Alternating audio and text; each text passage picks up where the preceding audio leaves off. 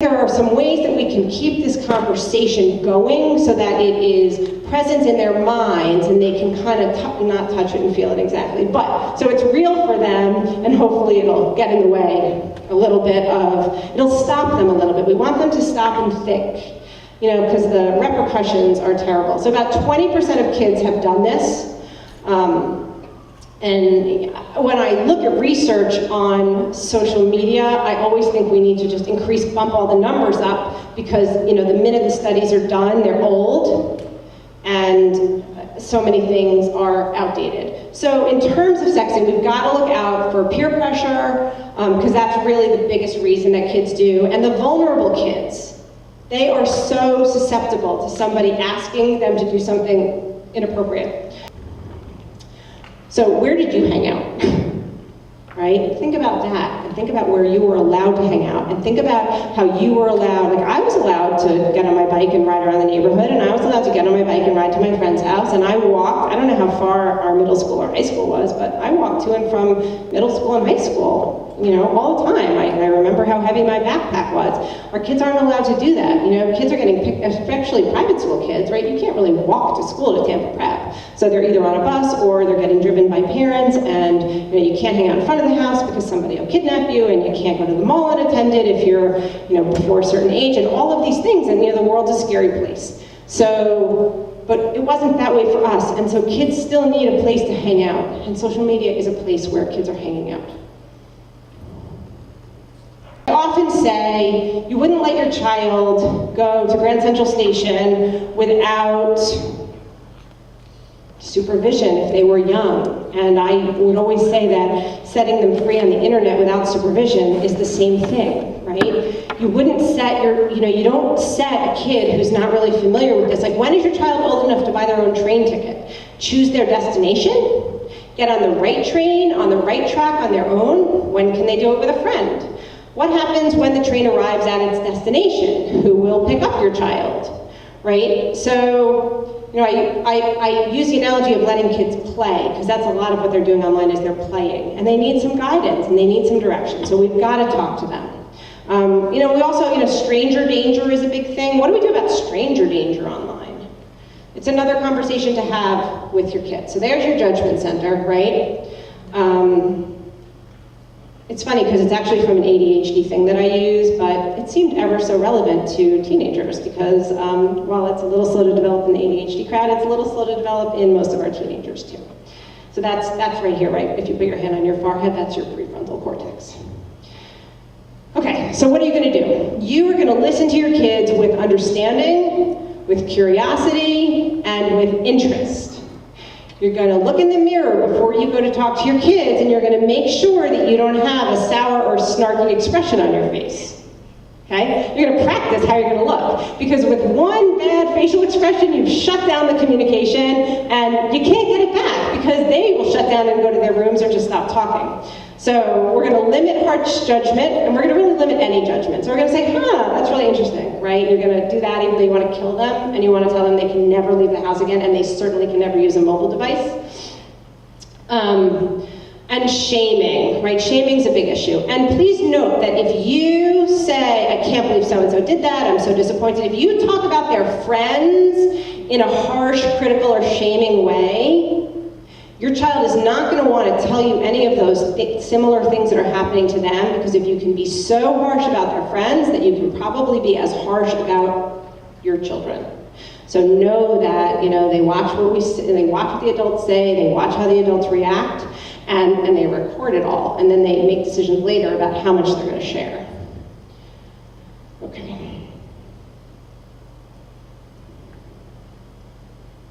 Okay, so I think that this is a good thing. Get clued in. I'm telling you, the last week I have learned so much, and I've spent some time, and I went on Whisper, and I went on Kick, and I went on Yik Yak, and I spent a little time. I won't use them. I can't even really figure out Instagram and Twitter, and I so want to, and I'm going to keep at it. But spend some time online, and you won't know, because if you get fluent in any app that your kids are using, they'll be out of there in a heartbeat. But there's some generalizability. So the fact that I know how to use Facebook means that I kind of have a clue about some of the other ones. And if I could use Instagram, it would be really good. And if I could figure out when to use an @ and when to use a hashtag, I'd really be in business, and I'm gonna get it. So spend some time, get a little bit fluent. So at least when you're eavesdropping, you'll know what they're talking about.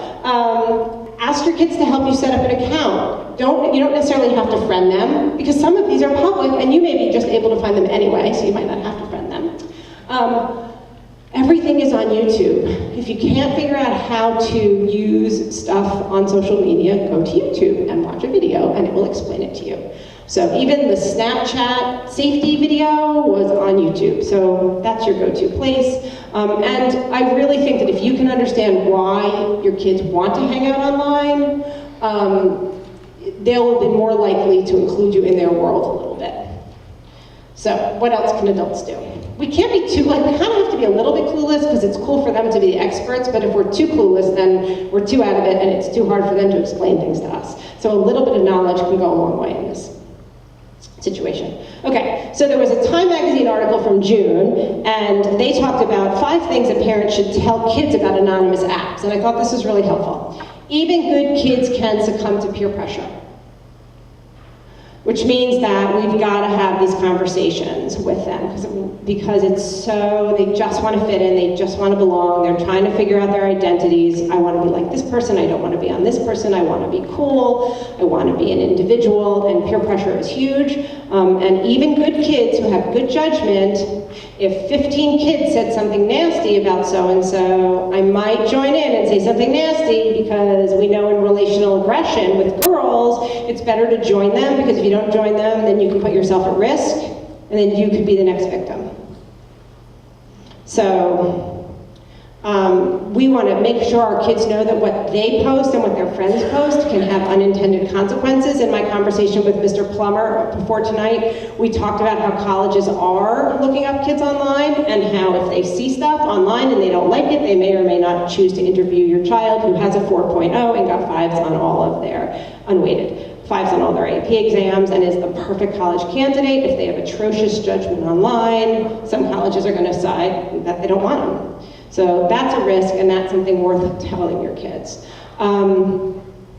Remind yourselves, because again, I'm a Facebook user, everything's traceable, so you want to make sure, and you can use yourself as an example. You know, I was about to post this online and I realized it was sort of questionable, or I realized that it could have been misinterpreted, or it's not something that I want a permanent part of my history, like my school record, and so I'm not going to post it. So you can share some of those foibles with your kids, and and they'll see that, and I think there's value in having conversations out loud a little bit with yourself, and how you made the decision to post something or not post something, and how you thought it through.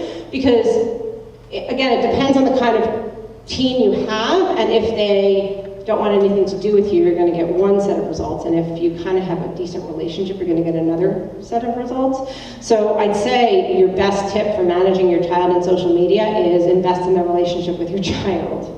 Because if you have a good relationship, you're going to have a better shot at helping them to manage their own online world. Does that make sense? Because it really comes down to the relationship. Okay, we want to tell our kids that if you become the target, please let me or another trusted adult know. I want to know. I'm not policing every single place you go online. I don't know everything that happens to you. I want to keep you safe. I am your parent. I love you even if I'm not stalking you, and if something bad happens, I really want to know, and I will handle it in a sensitive, intelligent way. And kids don't want us to make too big a deal about anything, and they don't want us to ask too many questions. It's sort of like that if you get drunk at a party, I'll go pick you up and I won't ask you a million questions. Well, they know eventually there's going to be a conversation, but if the conversation doesn't have to happen at 2 o'clock in the morning when they are, not fit to be having the conversation, and they know the conversation that happens will be calm, they have a better shot of calling you. So the same thing goes here. If you have that relationship, then, and you just want to remind your kids, you are playing in the big world when you're online, and I don't know everything you're doing, so if something that's not kosher is happening or makes you really uncomfortable, please tell me. And the other thing I think is important for parents to know is it's okay to set limits. So, kids have been getting grounded for a gazillion years, and, I still think you can ground your kids sometimes. And, I think that the only thing about grounding and taking away technology is if you have a child who has trouble coping, and they can't pick up the house phone to call grandma or whoever to talk, I think there are times when taking away all communication can be a problem. I don't really know what the solution is, but I think sometimes kids really need to take a break. I think vacations are a great time to take a break. I think, you setting an example of separating yourself from your technology device at dinner, you've got to set the example, because we are all married to our phones.